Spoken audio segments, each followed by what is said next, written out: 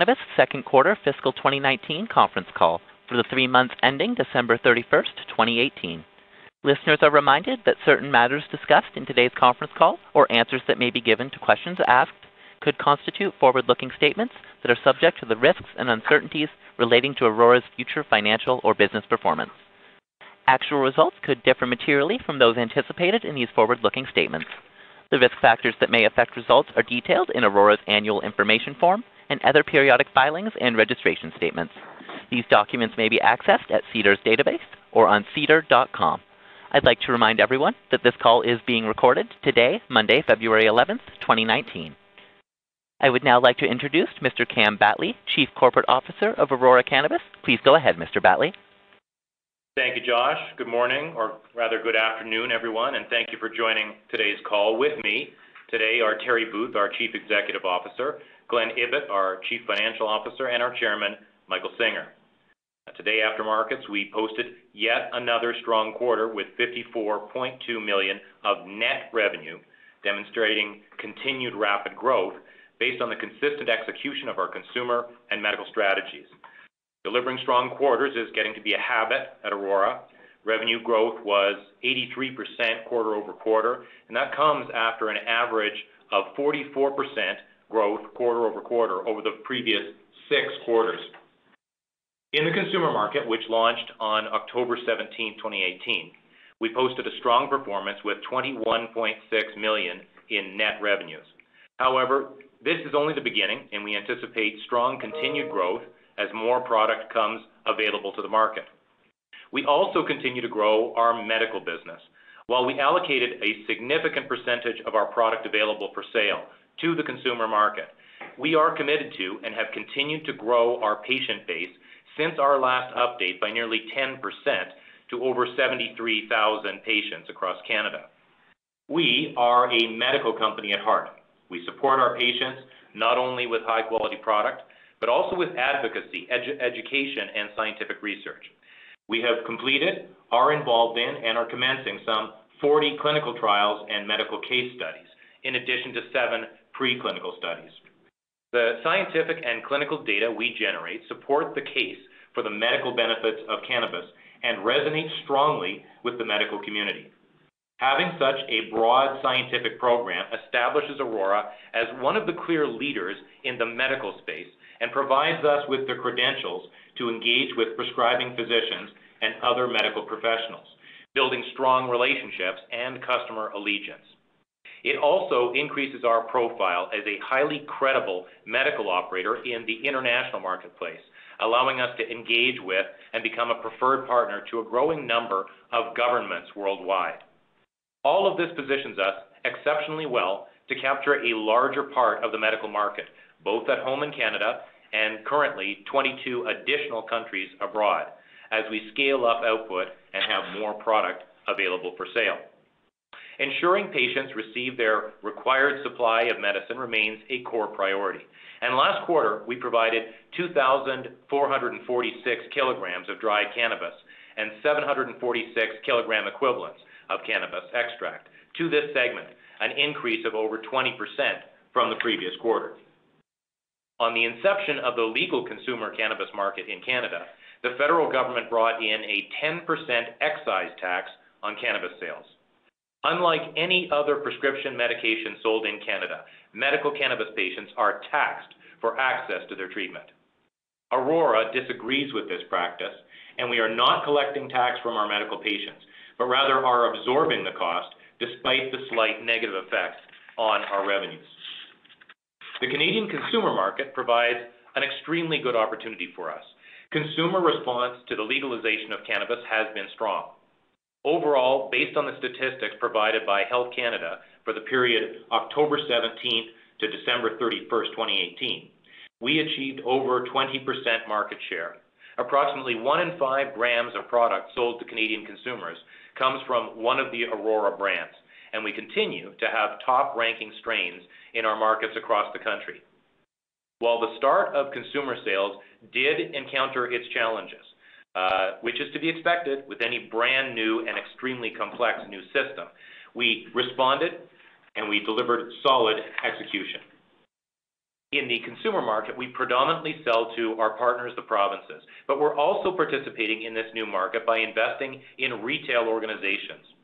In addition to our investment in Alcanna, who operate North America's largest chain of non-government-owned liquor stores and are targeting a large number of retail outlets across the country, we strategically invested in Choom Holdings and High Tide, two emerging leaders in the Canadian retail space. To address the continued strong market demand from the Canadian and international medical market and the Canadian consumer market, we are ramping up production rapidly. Currently, based on planted rooms approved by Health Canada, we are running at an annual production rate of about 120,000 kilograms or 120 million grams per year, and we expect to reach over 150,000 kilos of annual production by the end of next month, based on planted and approved rooms. On the sales side, we expect to see a further increase in product available for sale for fiscal Q3, and will continue to accelerate production.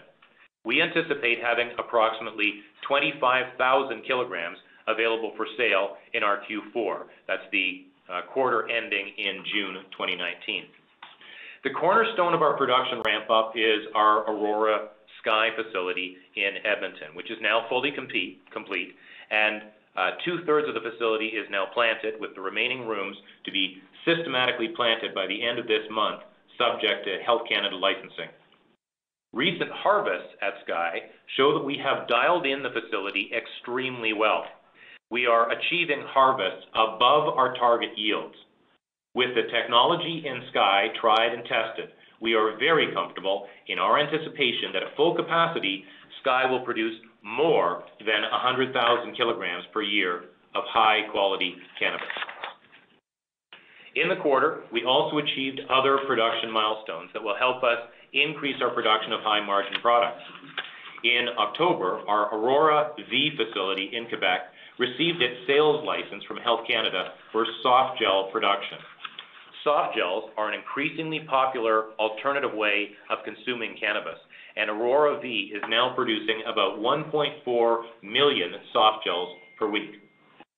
This production will be aided by our extraction partner, Radiant Technologies, which recently received its processor license and will now be able to operate its high-throughput cannabis oil extraction process commercially. Radiant's facility in Edmonton is currently capable of processing 200 kilograms per day of cannabis into oil. Radiant is expanding its facilities to enable the processing of 1,000 kilos per day of medical cannabis and more than 10,000 kilos per day of industrial hemp. Industrial hemp production is important for the creation of CBD products. These non-intoxicating cannabis products are becoming increasingly popular for their numerous therapeutic and wellness effects. Leveraging the high-throughput capabilities of Radiant, our leading R&D capabilities and cultivation capacity, we intend to launch a broad line of CBD-based wellness products in the near future, a market that is gaining considerable traction globally and which represents an incredible opportunity for early leaders such as Aurora to establish a solid market footprint both at home and internationally. Our ability to execute on this objective is strengthened by our substantial hemp assets gained through our ownership of AgriPro, Europe's largest organic hemp producer, as well as through HempCo in Canada and ICC in South America. Product development capabilities with a team that has proven time and again its ability to innovate and to work with regulators to introduce innovations in jurisdictions with restrictive, new and evolving regulations, position us well to operate in this high-growth segment of the market. Advancing our global footprint continues to be a priority, and we've made great progress in fiscal Q2. Aurora's presence now spans 22 countries on 5 continents. I'll look into 2 regions, Europe and Latin America, with a combined population in excess of 1 billion people. In Europe, we continue to capitalize on the strong central presence we established in Germany. In early October, we became the first private company to be granted an import permit for medical cannabis into Poland. Later in the quarter, our distribution subsidiary, Aurora Deutschland, shipped our products to a pain treatment center and hospital in Warsaw. Similarly, we completed our first shipment of medical cannabis to the Czech Republic. We're working with Czech Medical Herbs, a pharmaceutical wholesaler of cannabis products, to provide cannabis to meet the growing market demands there. In November, Aurora became the first medical cannabis producer to be selected by the Luxembourg Health Ministry to supply medical cannabis flower, making it the 7th European Union member country where we have exported plants or products. While the Luxembourg market is not particularly large, our position as the sole supplier is a good indication of the quality of our regulatory teams, our ability to execute, and the strong reputation we have built with medical regulators around the globe as a highly trusted partner in the medical cannabis sector. Going forward, we intend to further expand within Europe and to capitalize on our substantial early mover advantage. As mentioned in our last call, we established a leadership position in Latin America with the acquisition of ICC Labs, a leading cannabis company with over 70% market share in Uruguay and medical cannabis licenses in Colombia. We are in the process of integrating ICC, and we look forward to reporting on the exciting progress they have made. One item to highlight is the opening of ICC's laboratory and processing facility in Uruguay. We were honored to count the president of Uruguay as our guest of honor at this event. The facility has the annual capacity to extract cannabinoids from approximately 150,000 kilograms of raw hemp biomass, which we will feed into our international distribution channels. In December, we further expanded initiatives in Latin America when we entered into a letter of intent to acquire Farmacias Magistrales, a Mexican pharmaceutical manufacturer and distributor. Farmacias is Mexico's first and only federally licensed importer of raw materials containing more than 1% of THC.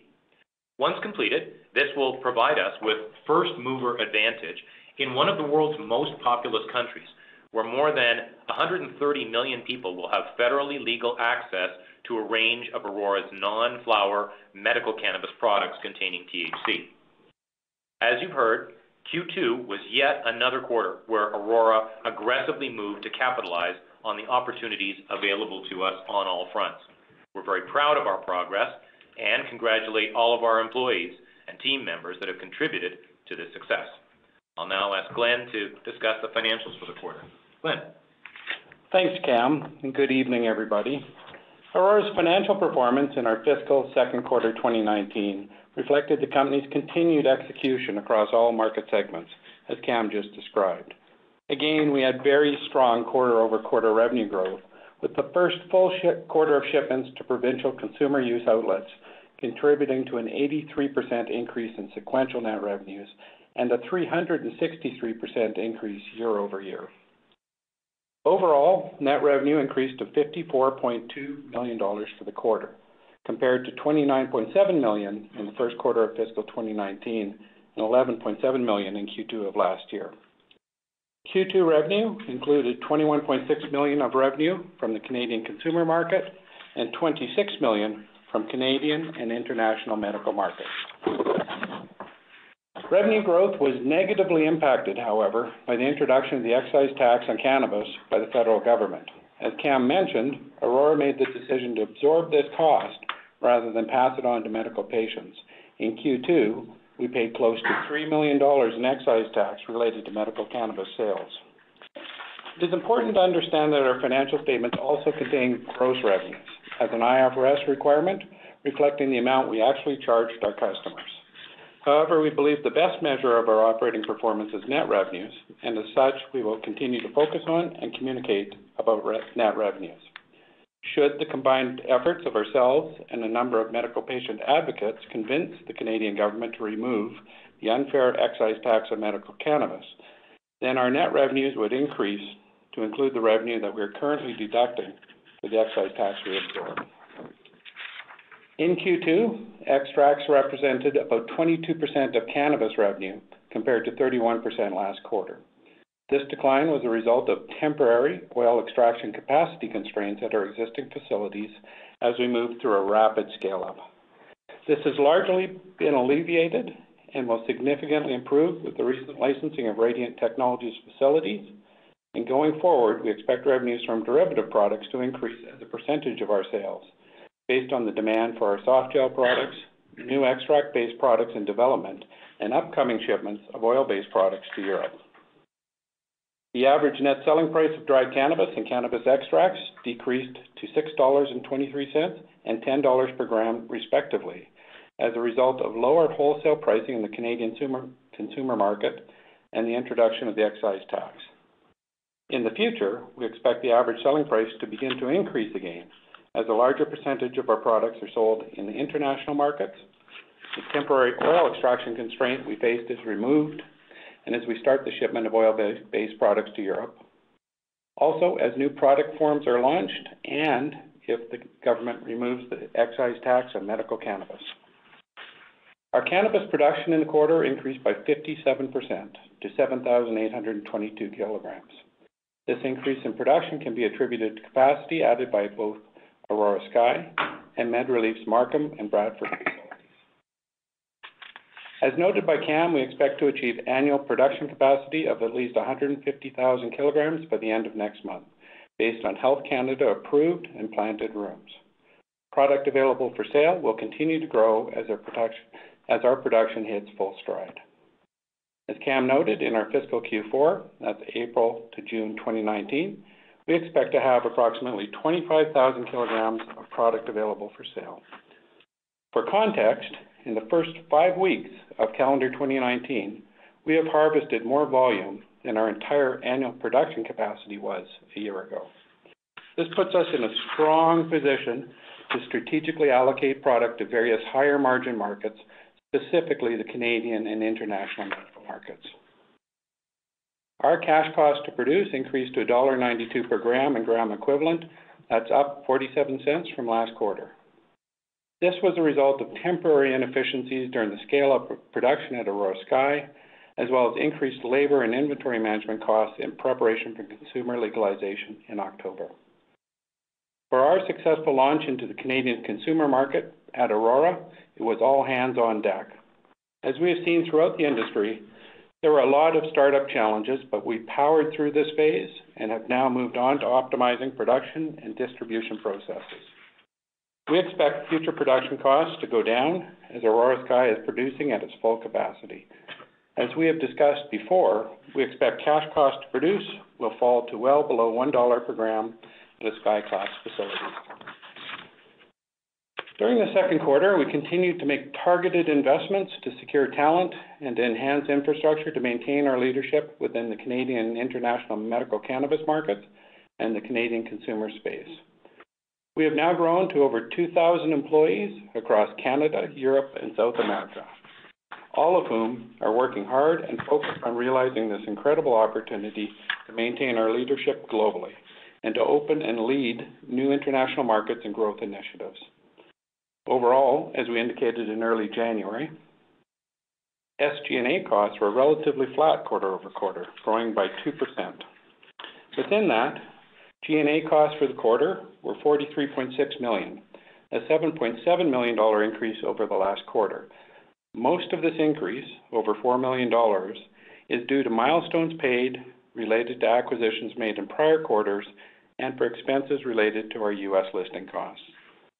We also absorbed a full quarter of the G&A costs of MedRelief and other Q1 acquisitions, which contributed $1.3 million to this increase. Looking ahead, we will prudently control our G&A costs, but we do expect them to increase as our global expansion demands ongoing addition of talented staff and operating capacity.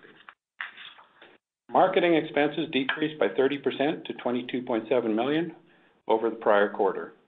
As we have discussed previously, marketing costs related to efforts in Q1 2019 and early Q2 for awareness and brand building in advance of consumer legalization dropped off significantly after the implementation of the Cannabis Act. In Q2, we did pick up a full quarter of sales and marketing costs from Q1 acquisitions, and this represented an increase of $2.6 million over the previous quarter. Going forward, we expect our sales and marketing expenses to increase as we build out medical sales and marketing capabilities in our international markets and continue to support the rollout to the Canadian consumer market. R&D expenses decreased slightly compared to Q1 2019. Despite expected quarterly variations in R&D throughout fiscal 2019, we, along with our industry-leading science team, are committed to innovating high-margin, targeted medical and consumer products for the global cannabis industry. Under IFRS, we are required to estimate the fair value of investments and derivatives that we hold, including warrants in the Green Organic Dutchman and CTT Pharma. With the broad stock market and cannabis stocks in particular hitting a low in late December, we recorded several non-cash related fair value adjustments on our P&L, which negatively impacted net earnings. As we have noted in prior quarters, when we have seen non-cash gains, we expect this volatility in fair value measurements will continue to produce swings in non-cash gains and losses on our P&L in the future. As at December 31st, we had $46.8 million in cash and equivalents. Subsequent to the quarter, we closed a U.S. $345 million convertible note offering with a number of high-quality U.S., European, and Canadian institutional investors. The terms of the notes provide us with the optionality to potentially settle the balance, which is a maturity of 5 years, in cash, shares, or any combination thereof. With maturity falling in the time frame within which we believe we will be strongly cash flow positive, it provides us with the option and flexibility to limit future share issuances. Proceeds of the placement are earmarked predominantly to fuel corporate growth, domestically and internationally. With the rapid scale-up of our production and the related increase in product availability, the continued very strong demand for our products, our planned expansion of a derivative product portfolio of these higher margin products, and continued discipline in our operating costs, we are very comfortable in reiterating our earlier guidance of achieving positive EBITDA in our fiscal Q4, that's April to June 2019, with positive operational cash flow following shortly thereafter. We are executing well, as reflected in these results and in our expectations going forward, and we are exceptionally well positioned as one of the clear leaders in the global cannabis industry. I'll now pass the call back to Cam. Thank you, Glenn. To summarize, we're obviously very pleased with this past quarter. The growth we achieved in revenue, the progress we achieved in production capacity, the continued expansion of our global footprint, and the early and first mover advantage in a growing number of markets, along with the continued product innovation, medical and plant science. All of these things validate our vision that we formed when we started on this journey to create the preeminent global cannabis company. Looking at the rest of the year, you can expect to see our operating costs trending down as our Sky Class facilities come online and we continue to reduce operating costs. We'll leverage our leadership in international markets to accelerate further growth. We'll launch new product innovations and continue to innovate along the value chain. We have reached an inflection point, and we anticipate that we will be entering a period of sustained adjusted EBITDA profitability, fueling further growth of the organization on a global scale. And the last couple of pieces of news, you may have seen our news release out this morning indicating that we've achieved our first commercial export to the United Kingdom. I want to speak to that a little bit because although this is a small-scale import, it just shows the capabilities of our regulatory and business development teams in understanding new markets worldwide and getting in fast. Many of you will have been at or will have heard of the Cannabis Europa conference that took place last week. When I was there, we were talking very intensively with people from both the UK and from France. And it's my belief that the UK will turn out to be a very substantial market for medical cannabis, with France looking good, perhaps 10 or 12 months behind. Institutions are also coming into the Aurora story as well. One of the benefits of the recent convertible note was that it brought in these high-quality, long-term investors. And in addition to that, we do have some more catalysts coming in this quarter, one of which will be the first sale of derivative products in Germany. In Germany, we will receive a premium on our derivative products, just the same as we do with our dried flower. And with that, I'd like to hand this back to Josh, the operator, and open the call to questions. Thank you. Your first question comes from the line of Tamy Chen with BMO Capital Markets. Your line is open. Thanks. My first question is, Cam, could you just elaborate a bit more on, the initial supply chain issues that we saw coming out of the gate of rec launch and what Aurora's experience has been, and are we largely past those issues now? Yeah, I mean, look, anybody who tells you they know how the consumer market is going to play out and, how much product is going to be available in the middle of the year and the end of the year, I think they're pulling your leg. It's a very, very hazy story. What I can tell you is that from Aurora's perspective, we were very pleased with our logistics and operations out of the gate, and that's why we think that we had a very quick and smooth start compared to some of our peers in the consumer market. It is obviously it's going to take some time to iron out all the bugs. We are going to have to see a better retail infrastructure in provinces across the country in order to see the level of sales that I think everybody is anticipating.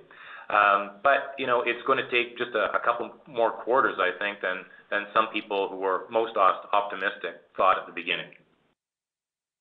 Okay, and in terms of the value-add products that are expected to come later this year, could you talk a bit about what you're doing in terms of both the product development side for these products as well as just thinking about, laying the necessary parts of the supply chain for these products as well?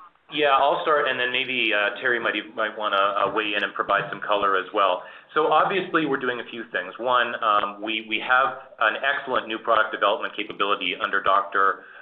Shane Morris. He and his team were responsible for, among other things, getting our soft gels rolled out, and also our Aurora Cloud, the first vape cartridge permitted in the medical cannabis market in Canada. And so they're working very hard on making sure that we're prepared for all of the additional segments that will become available once the new regulations are in force.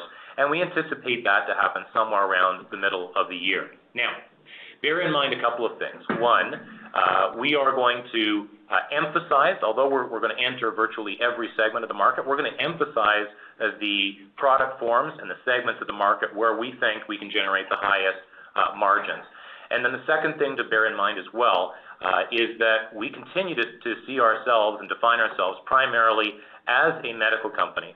So, we are not going to be dumping all of the additional production that we generate through Aurora Sky and our Bradford facility being at full capacity into that consumer market. We're going to make very careful decisions with respect to product allocation across each of our distribution channels, remembering that some are a priority, starting with the Canadian medical segment and then moving on to the European medical segment.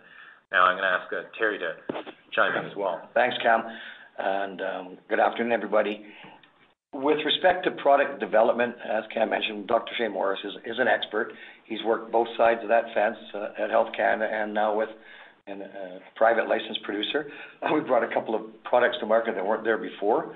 We expect to be first mover on other products in the space, and those products will be the ones that are the most profitable products. And in the consumer use market, we're allowed to be doing that. We expect in the next 6 months from your edibles and your beverages and whatnot. So we don't want to give the tip of the hat to exactly what we will be putting into the market, but know that we're on top of it and know that our product development team is world class. Mm-hmm. Does that answer your question, Tammy? Yeah, thanks. And I just had one last one, if I may. In terms of international, how are you thinking about on the hemp and CBD opportunity with respect to the U.S. and also the EU? Obviously regulatory frameworks are quite different. How are you positioning the company for these markets, and how are you anticipating the regulations in these areas to develop that would allow you to enter? So I want to speak to the EU, and then maybe Terry can weigh in on the U.S. So one of the things that we're doing, Emmy, in Europe is making a very clear argument that Europe should move forward in harmonization, country to country, so as not to disturb the common market. And that would be consistent with appropriate behavior within the European Union. That would apply the way we see it both to cannabis and to hemp products. And it's very, very important. In a single market like that, if you want it to operate as a single market, you have to have a harmonized set of regulations. So we're working on that very hard right now. Terry, did you want to speak a little bit to? I mean, we don't want to give away too much of our strategy just yet in the U.S., but yeah, the FDA, or rather the Farm Act that was put in place that allowed for the hemp production and distribution in the USA didn't really touch properly upon the CBD distribution. You're seeing states in the U.S. seizing CBD products that have been developed and have been on the shelf for some time. So it is a bit of legal confusion in the states. New York City, Maine today put on a notice and they seized products in the CBD industry. So you have to have both sets of those regulations working. The act is the law, but there's regulations that fall under it. We're on top of that market. We've got obviously we're a first mover in the hemp space out of any other of our competitors. Certainly Hempco, RTI, AgriPro, Balmoral, and ICC are all very well versed in the hemp industry, and will enter when it's proper to enter and when it's legal to enter into the United States market. Okay, that's all for me. Thank you. Thanks, Sammy. Your next question comes from Matt Bottomley with Canaccord Genuity. Your line is open. Good evening, everyone. Congrats on the first full quarter of adult use. Yeah, thank you.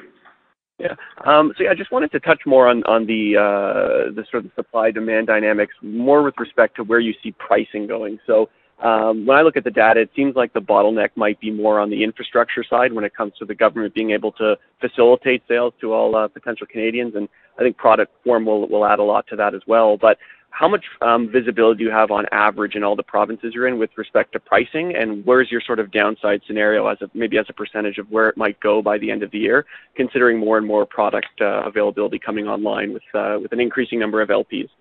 I think it's going too far to assume a downside on prices in 2019. We just don't know how quickly other companies are going to be able to ramp up and how much product they're going to be able to get into the system. So I think that I would stop that assumption that there's going to be pricing pressure. At the moment, we believe that Aurora is getting a higher average price for our products, both dried flower and our derivative products, than selected other companies in the sector. And one of the things that we actually may see, if there continues to be significant excess of demand over supply, is more flexibility from the provinces with respect to pricing of certain premium products. Would you agree with that, Terry? Absolutely, Matt. I agree with Cam, and if I lose sleep over anything, I lose sleep over our ability to supply this global cannabis market. It's coming at us very fast.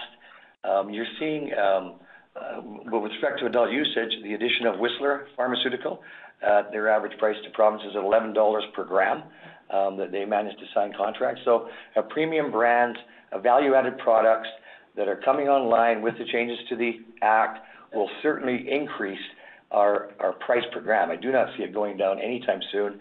I see this world expansion into the cannabis space being close to being fed properly, and it's at least 5 years before we have an oversupply situation for companies that can export under EU GMP compliant facilities. Terry is absolutely right. If you take a look around the world, and some of you have heard me say this before, that there's no shortage of cannabis in the world, but there is a massive shortage of legal regulated cannabis, particularly cannabis that can achieve cannabis products that can achieve EU GMP certification. And just think about it this way: Europe is a market of between 450 and 500 million people, depending on whether you count the UK at the moment. And there is precisely one EU GMP production facility in Europe. There are a total of 8 EU GMP certified production facilities in the world, and we have 2 of them. Plus, we have our EU GMP certified distributor, Aurora Deutschland.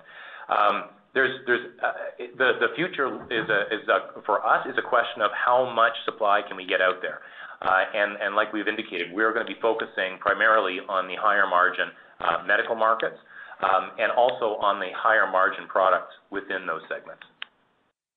Great. No, that's good to know, and I appreciate that. I just wanted to confirm that I understood those. So the domestic sale price just in Canada alone Are you expecting that pricing to stay in line or potentially increase in 2019 specifically, outside of all the international upside? I think, Matt, that the high-quality cannabis pricing will go up, without a doubt. Right now, it's baby duck to moe. The provinces aren't distinguishing the differences in high-quality cannabis from not-so-high-quality cannabis. Consumers that have chosen their products will demand those products, and that'll give us an opportunity to go back to the province and say, hey, you know what? We have an awesome demand for these particular products. We are going to be increasing our prices. We're not going to continue to sell our cannabis at the same price that our competitors sell it at if it's not as much in demand. So it's all about high-quality products will drive this market, and the provinces, I believe, will be paying up for that before too long. And the pricing that we're able to achieve is a really important consideration to where we allocate products. So we put together a very sophisticated demand planning and product allocation protocol, and that is guiding us on a rational basis as we move forward to figure out how much of our product we want to sell in each of our distribution channels. Great. Appreciate that. Just in the interest of time, I know that there's a lot in queue. Just some housekeeping questions. I'll just do them back to back quickly. One is just the percentage of oil contribution or revenue from oil. Should we expect the adult use side of that to remain relatively flat, just considering we're not going to have derivative products till Health Canada puts them into the regulation? So I think you did about 10% of your rec sales were oil, and apologies if that's wrong. And the second thing is just how, us as analysts should be factoring in the potential growth profile in your international markets, because there's been a lot of great positive news flow from yourselves and a lot of other licensed producers where there's these initial shipments into, it seems like almost a dozen or two markets now. How do you think the international export growth is going to outpace your Canadian medical growth in the next year or so? Obviously, it's going to outpace it, but I'm just curious if you can give any more variables or any other inputs to help us model that out. And I'll leave it there. Thanks. Did you want to start, Matt? Yeah, sure, Matt. So oil into the Canadian consumer market or derivative, we were constrained by our ability to extract and produce in the launch of the market. We really had to focus on getting product out the door to meet our commitments to the provinces. Going forward, you've seen us launch recently soft gels and certainly the oil, the drops and stuff that we produce and sell in the provinces sell well, and they sell, to your earlier question, well above those minimum prices you were talking about. We get sort of in the 5.5 net range for dry cannabis, but you're talking over $9 for derivative products on a per gram basis. So they're good pricing, but certainly good uptake as we're able to supply those markets. So we see even in the adult market or in the consumer market that there's nowhere to go but up, I think, on the derivative product side. But the international export, I think this is a really interesting year for us, calendar 2019.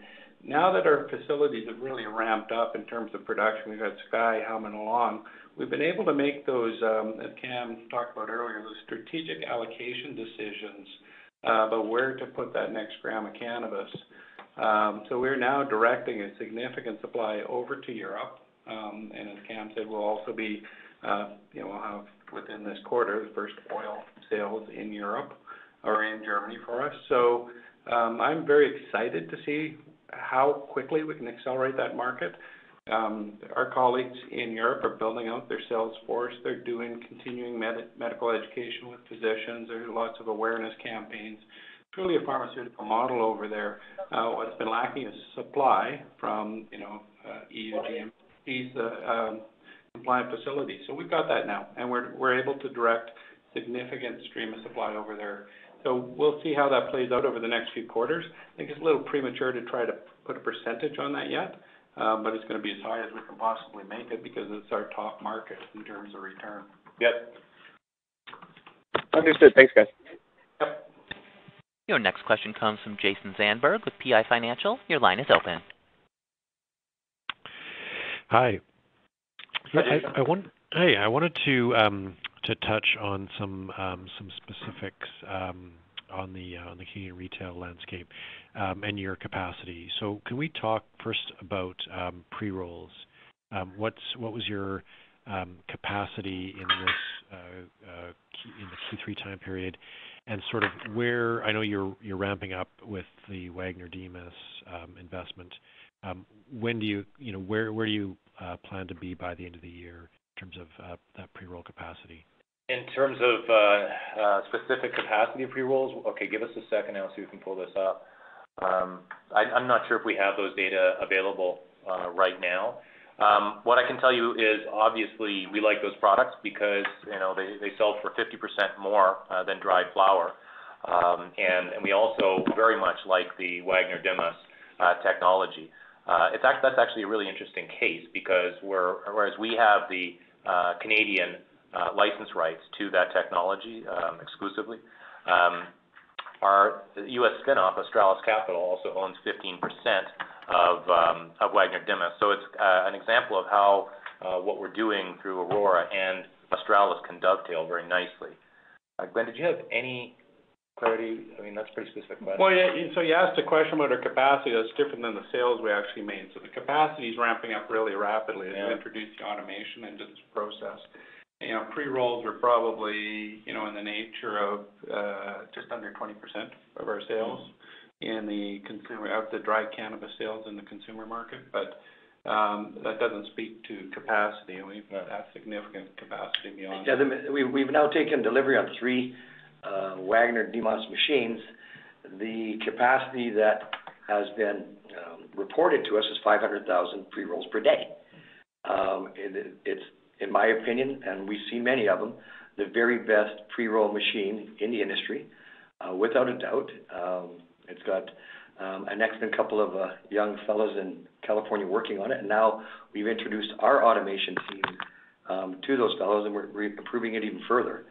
So, we'll have the ability to feed the need for the capacity.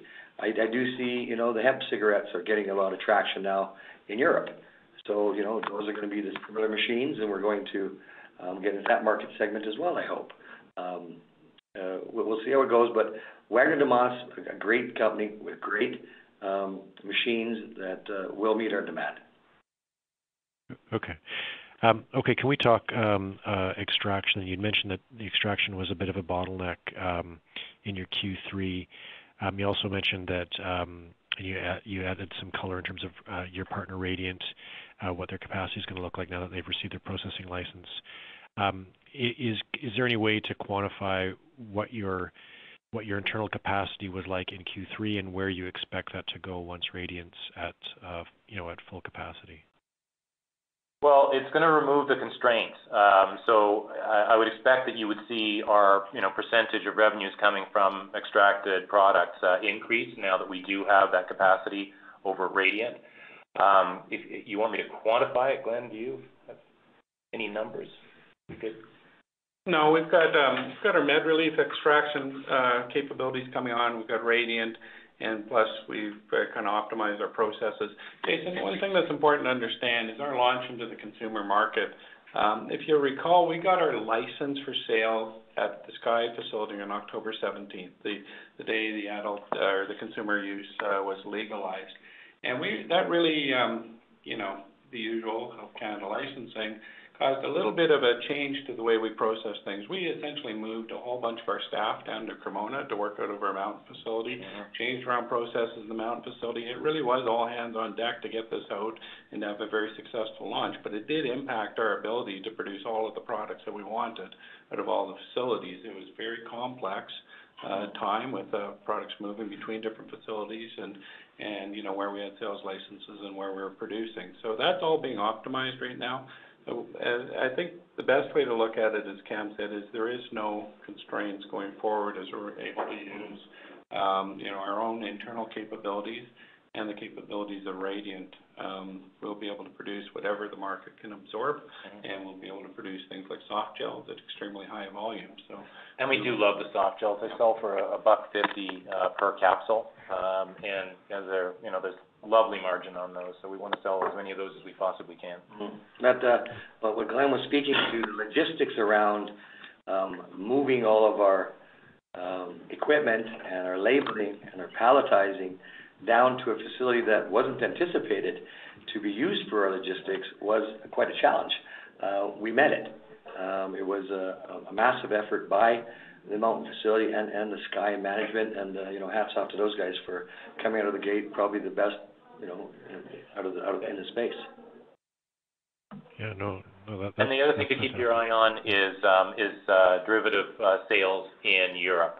Obviously, getting those cannabis oils and subsequently different form factors into Germany is going to be a very big deal for us. My anticipation is that a lot of European markets, at least initially, will be extremely keen on non-flower forms of cannabis products. So that'll be a contributor to our overall sales from derivatives as well. Okay, great. And my last question, you'd mentioned in your MD&A that your current annualized capacity is 120,000 kilograms per annum, and you mentioned by the end of March you'll be at 150. So that delta of 30,000, is that coming from Sky being at full capacity, or is other capacity coming online? Primarily Sky and also Bradford, the Bradford MedReleaf facility in Ontario. Pinch from Whistler. Yeah, and a little bit from Whistler, Terry says. Oh, Whistler's included in that as well? Okay, perfect. Thanks very much. Your next question comes from Michael Lavery with Piper Jaffray. Your line is open. Thank you. Good evening. Hi. Just was wondering, when you talk about the pricing improving and the mixed benefits, could you give any sense of how much to quantify that and order of magnitude? As to what we think will happen to pricing? Exactly. In the consumer market, I think you're talking about? Right, yeah. Like I say, that's kind of a mug's game.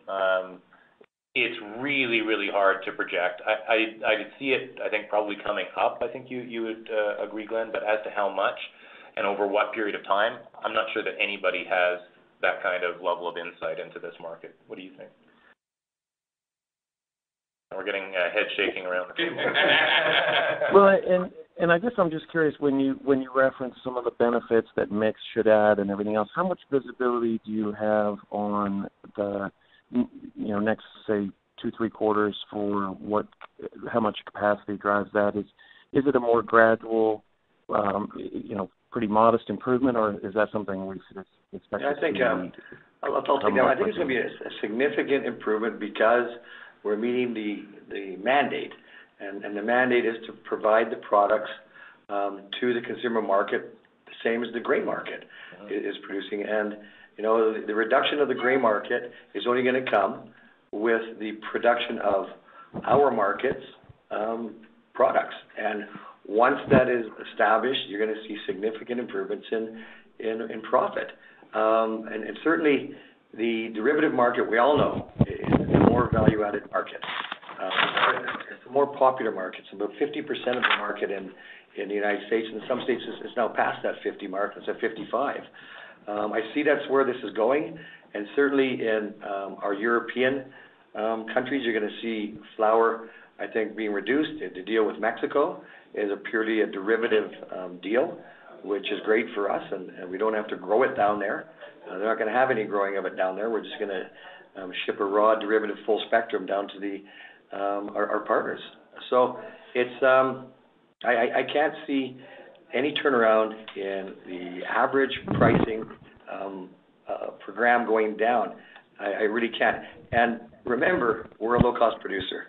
So if it does go down, we'll be there to compete on a very high level, and you may see some casualties out there. Yeah, I mean, we've planned that actual scenario that Terry just mentioned. If in fact there is a lot of supply in the Canadian consumer market at any point, whether it's next year or the year after that, that's a scenario that we plan for. And as a low-cost producer, we're going to continue to thrive in that market. Glenn has modeled out what our margins will be at each of the different wholesale price points, and it continues to look extremely healthy for us, well below points at which other companies would have to stop competing because they simply can't produce that at that low cost, and they won't be able to compete.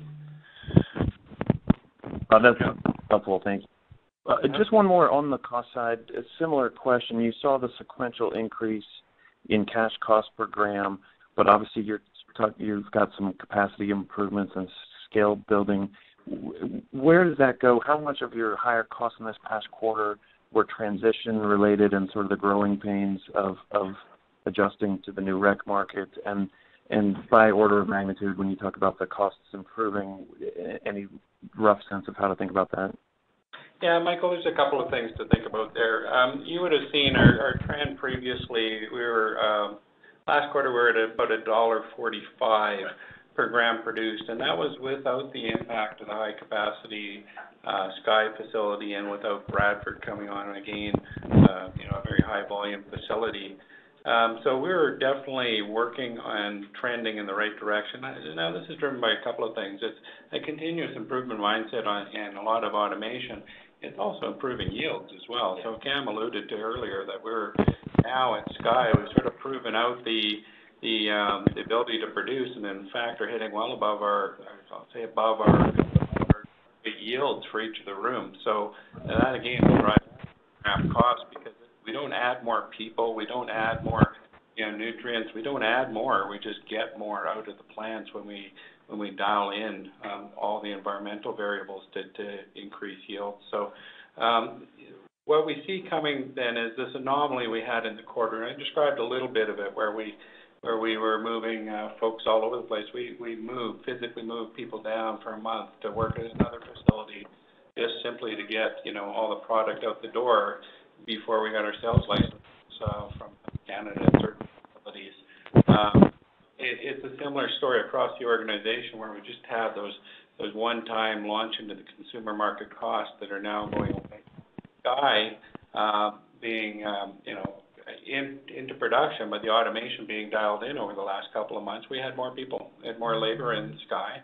Now that's reducing as well. So we really see the $1.45 of last quarter is more representative of our costs across most of our facilities. Mm-hmm. And then what we've stated publicly at the large scale, the Sky class facilities, will be well below $1 a gram to produce there. Again, as you look forward a couple of quarters, that's where most of our volume will be coming from. So you should see our overall cost per gram to produce to trend down to the dollar range or below $1 across the company. Your next question comes from the line of Martin Landry with GMP Securities. Your line is open. Hi, good evening. Hey, hi Martin.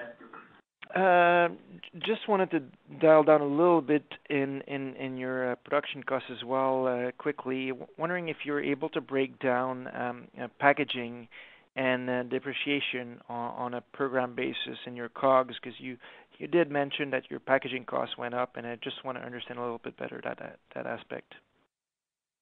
The packaging costs went up in the consumer market, yes.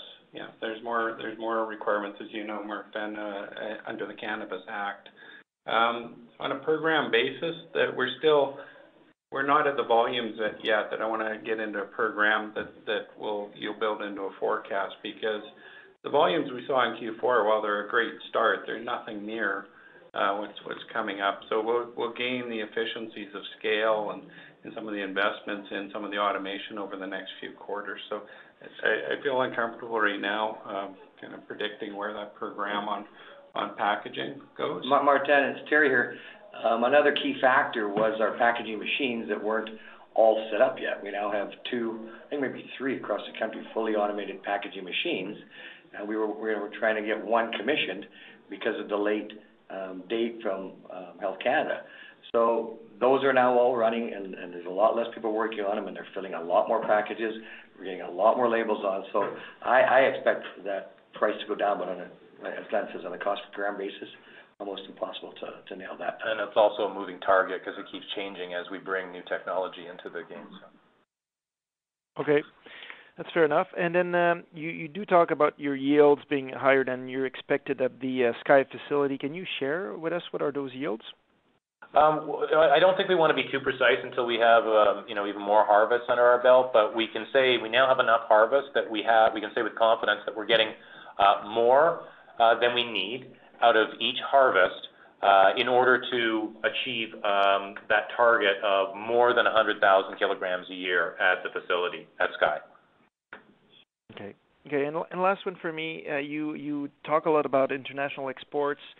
And right now, I think these are going to come from Markham and Mountain. But wondering, is there an intention to get your EU GMP certification for the Sky facility? Yeah. Terry, do you? Absolutely. That process has started.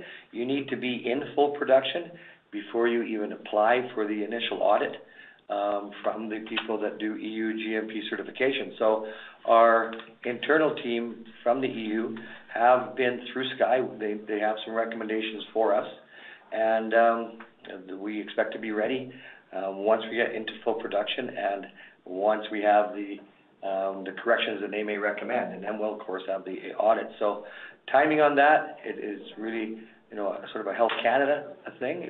Once we get fully licensed, then we get fully planted, then we have to at least have all 17 rooms at least go through one cycle. Then that process will begin. So it's not too far out, but it is our intention. And we feel like we're going to be successful in this. We have the expertise within the company to do this. We have the guidance from our European colleagues. And, you've been in the facility, I think, Martin, and we're essentially already operating to that level of standard of GACP and GMP. Okay. Thank you. Your next question comes from Grant Krienler with 8 Capital. Your line is open. Yeah, hi guys. Thanks for taking my question here. Hi, Grant. I wanted to ask about the market share figure that you had there, about 20% in the consumer market. I was wondering if there was any indication of how that's trended now that we're roughly a month and a half into the next quarter. Sorry, I missed the last part of that. Oh, so sorry. Just wondering are you asking how we came up with that number? No, he's asking how we did in January and early February. Oh. Yeah, we haven't seen. Listen, we have a lot of our own insights. We have analytics teams that are deep into this, but we haven't seen anything that we could share publicly. So there is data feeds. Just you may be aware of this. Certain provinces do give us data feeds on either our own sales or the competitive sales as well. So we know exactly where we are, for instance, in Ontario.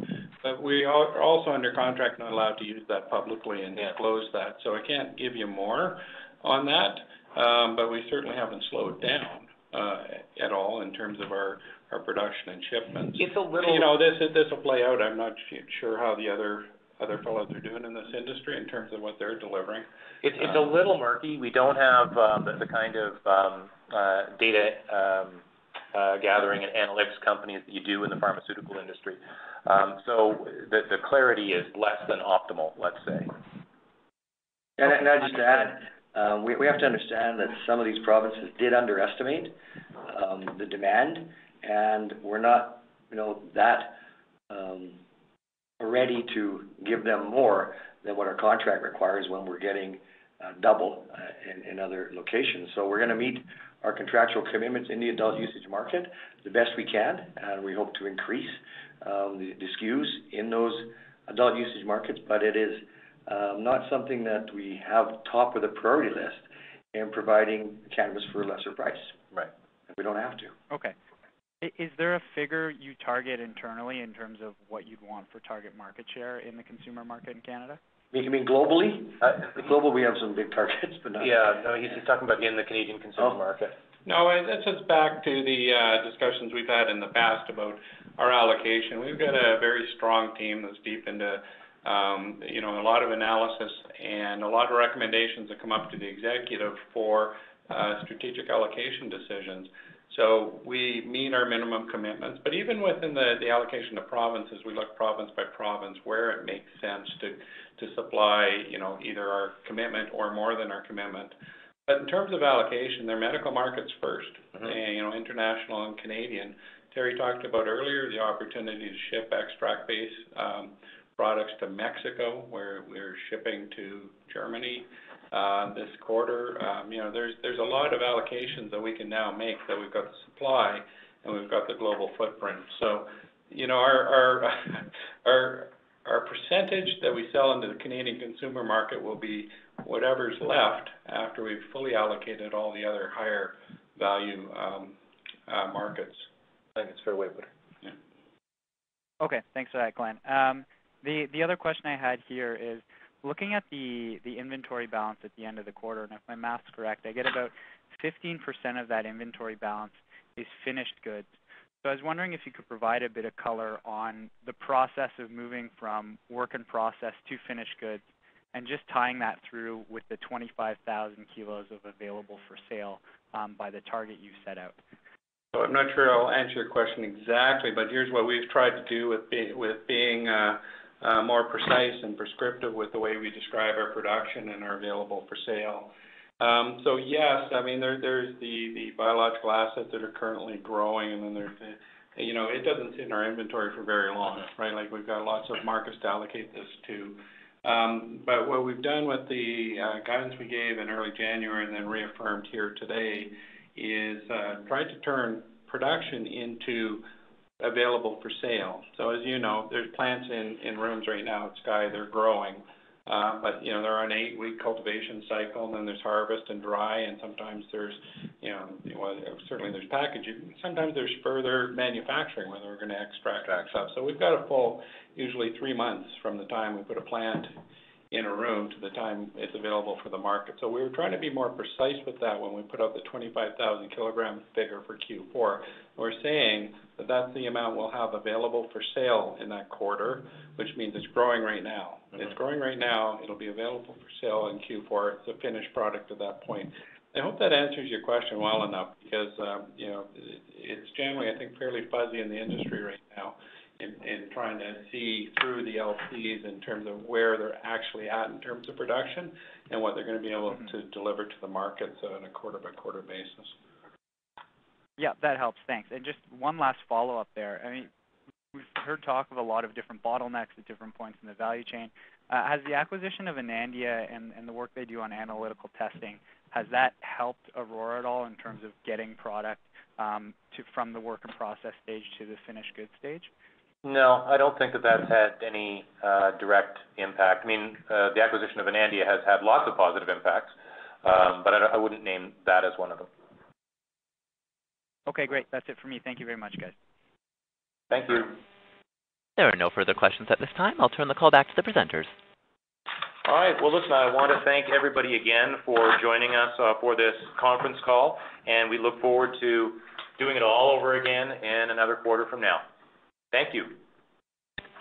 This concludes today's conference call. You may now disconnect.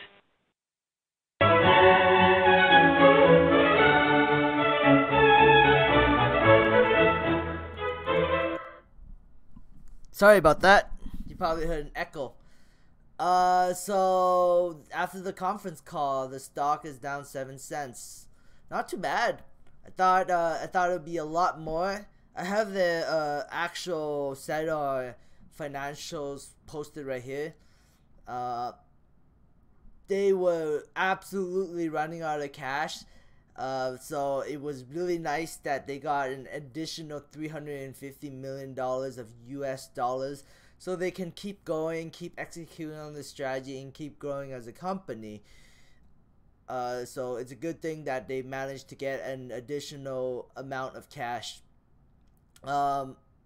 Their liabilities is gone up. It's going to be, once they get that cash, it's going to, including the liability of over $1 billion in total liability.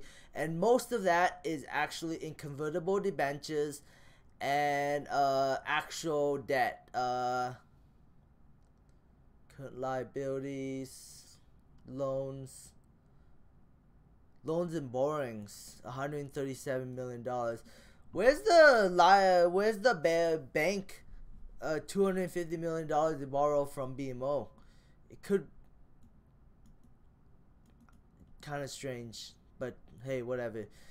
So their revenue for this quarter was 54 million after you take off all the extra revenue that they took out. But if it wasn't for the excise tax, it would have been $62 million. So it got shot down to $54 million.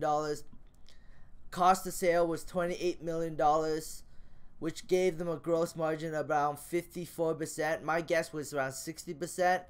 So this is their gross profit, which is after every deduction and everything, is turns out to be $32 million.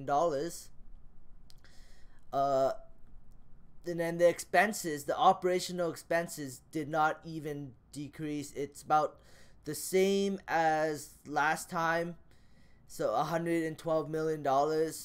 I don't know how it turned out to be a $279 million of losses. It kind of makes no sense to me. Maybe it's part of the acquisitions. They took on debt of other companies that they acquired, causing them to increase in loss per income. At least I think. I'm not 100% sure why they lost $279 million.